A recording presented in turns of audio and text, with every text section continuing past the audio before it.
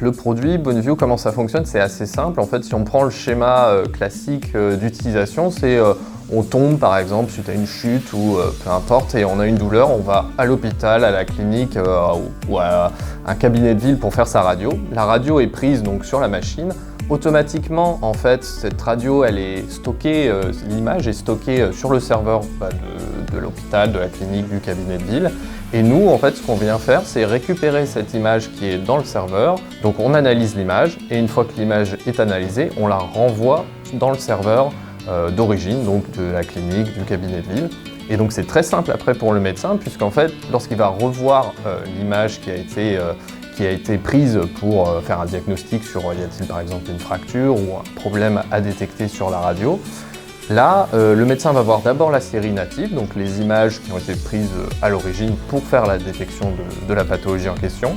Et suite à ces images natives, on va envoyer les résultats de Boneview. Et donc ça permet en un coup d'œil pour le médecin avec l'intercalaire de dire oui ou non l'IA Boneview a détecté quelque chose et ensuite lorsqu'elle l'a détecté, de montrer là où l'IA a détecté quelque chose. Donc dans les améliorations à court terme, effectivement, c'est de toujours améliorer bien sûr les performances de l'outil pour être sûr qu'il réponde bien aux besoins des médecins et qu'on soit toujours aussi performant que ce soit sur la main, que sur le pied ou sur la jambe.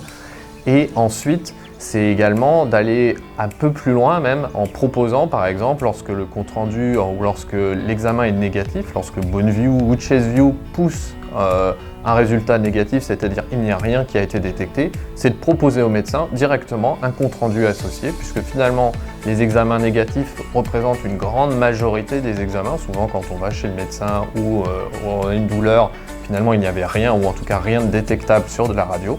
Donc c'est de faire gagner encore plus de temps au médecin en disant lorsque Boneview ne détecte rien, je propose directement au médecin un compte-rendu qui bien sûr va être revu, qui bien sûr va être corrigé dans le cas où il y a une erreur. Mais en tout cas, si c'est vraiment le cas et qu'il n'y avait rien, ça fait gagner encore du temps au médecin et ça lui permet de consacrer plus de temps à des examens qui sont plus consommateurs, comme des IRM, des scanners, sur lesquels ils doivent passer plus de temps car il y a beaucoup plus d'images à revoir.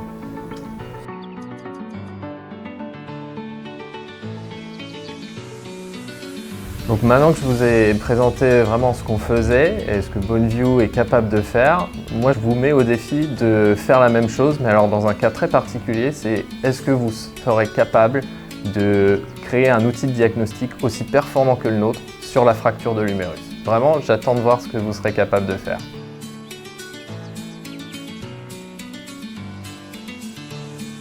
Pour ce faire, nous avons mis à votre disposition en fait 100 images, 50 images avec une fracture de l'humérus et 50 images sans fracture de l'humérus.